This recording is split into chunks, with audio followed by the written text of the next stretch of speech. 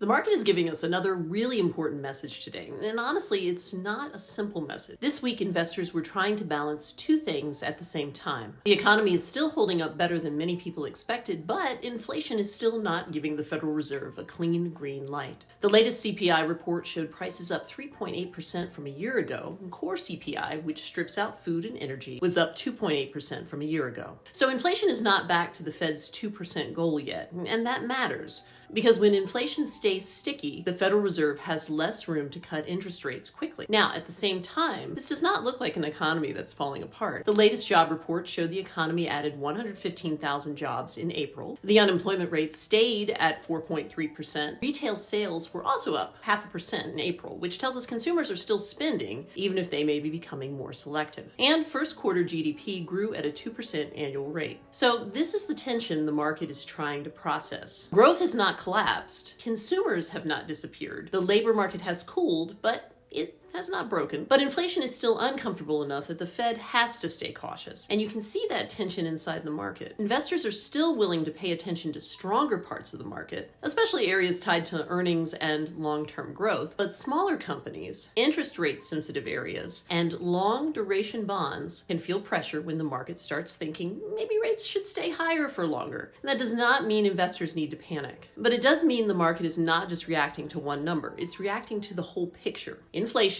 jobs, consumer spending, economic growth, Federal Reserve policy, and whether corporate earnings can keep supporting stock prices. So what am I watching next? Well, whether inflation starts cooling again over the next few reports, whether consumer spending stays resilient or starts weakening, whether market leadership broadens beyond the biggest names, and whether the Fed continues to sound patient. Because long-term investors do not need to predict every short-term move, but understanding what the market is reacting to can help investors stay calmer when the headlines feel noisy. And remember, this is education only, not financial, tax, legal, or individualized investment advice. Always do your own research or work with a licensed professional. I'm Stephanie, helping 1 million people feel calm and confident about money, one steady step at a time.